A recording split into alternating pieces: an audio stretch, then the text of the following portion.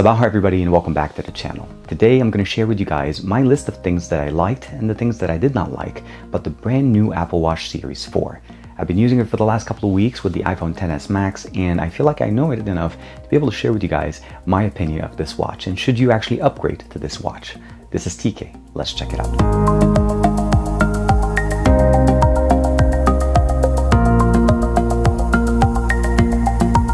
The first thing I want to talk to you guys about the watch itself. I love the new design. I'm going to go ahead and close it right now real quick.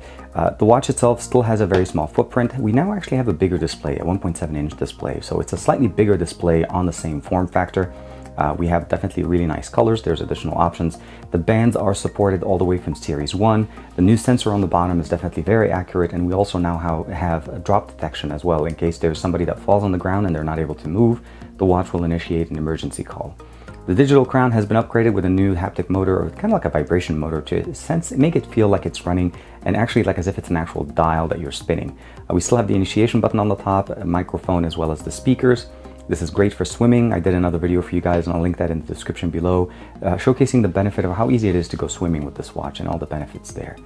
Now, as far as the actual design, you are able to change the band, use it with any other system. It looks great. And just in case you guys are wondering, how do you actually put this? Because it kind of looks funky. If you've never had an Apple Watch, just bring in the watch, put it exactly where you want it, set it somewhere, and bring in, and then click it first into the actual position that you want. Don't try to put it into the actual form. And then once you're here, slide it in.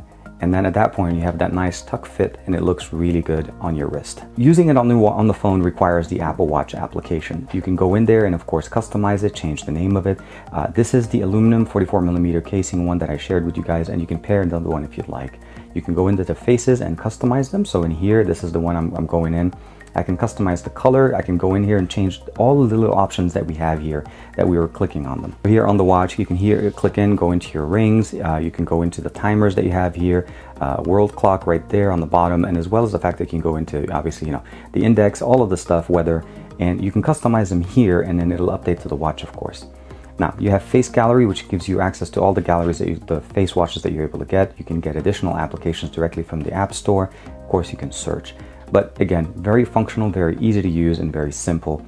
You can customize your notification, app layout, dock, general, brightness, what album in the photo album is being synced, which calendars are synced, which contacts are synced, health, mail, all the options that you have. And of course, we still have walkie-talkie, although you do need to have 2 Apple Watch series, I think 3 and later, to be able to support the walkie-talkie functionality. Unfortunately, I only have 1. I wasn't able to test that, but I've heard a lot of people that love it. And of course, you can add additional one, and it does support Nike Plus Run. And then the customization option here are, of course, massive. You can actually switch the home screen by just swiping from the right side, from the left side. And of course, you're able to even use these shortcuts here, so be able to jump into your rings here to see how you're doing. We have a 1.78-inch display now, which is a little bit bigger than what we had before. Pressing the crown will get us into the application, and we're able to basically zoom in, go in. And then here we can actually import images directly. These are pictures I took with the brand new XS Max phone at the Los Angeles Zoo. And of course, it's very, very nice. You can zoom out. You can actually look at all these images and then zoom in. And as I'm zooming here and there, you'll know you can't really feel it, but for me, I feel like a little bit of a motor here vibrating, and it gives me the feeling like I'm actually going on a dial, like an actual dial, so I can feel that tactile feeling here. The speaker and the microphone are also built in here. Speakers to the left, microphone on the right.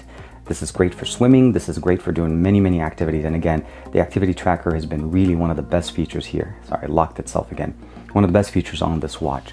Of course, this watch does not need to be used with the brand new iPhone XS Max. You can use it with the existing iPhone 8 Plus or any actual iPhone. One of the really cool things is you can actually initiate some of your actions or shortcuts that you've set up directly on your phone from the watch. New post. Continue on iPhone. So it'll snap here, we'll say continue, and it initiates it, goes in and tries to set up a new post. This is just a quick shortcut that you can demo.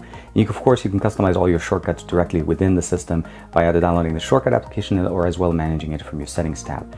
So definitely a lot of cool things going on with this watch, and I really, really appreciate the bigger display, the same form factor, the water resistant, great for the pool. The band actually feels really good. It doesn't actually hold too much heat, so it doesn't really heat my hand. So as far as the smartwatch, if you're in the Apple or the basically iOS ecosystem, because this watch only works there, this is going to be the best watch you can get because of the integrated functionality between the watch and the phone. The Apple design is always surprising people because they are able to do more with what they have. So keep in mind, what we have here is a bigger display with the same form factor.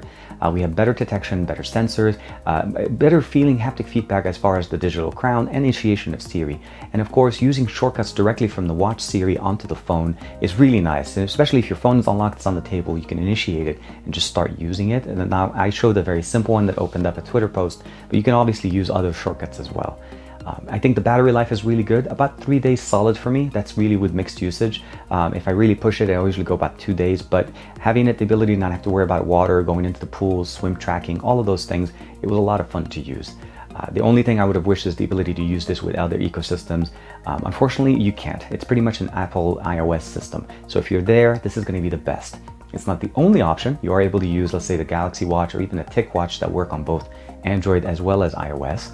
But again, for best experience with an Apple ecosystem, I think the Apple Watch would be the best. And again, the Series 4 will not disappoint. Let me know what you guys think in the comments below. If you like the Series 4, are you upgrading to it, or have you considered that? Or are you just going to stick with the Series 3 till the brand new Series 5 comes out next year? This is TK. Thank you very much for the support. I'll see you guys in the next video.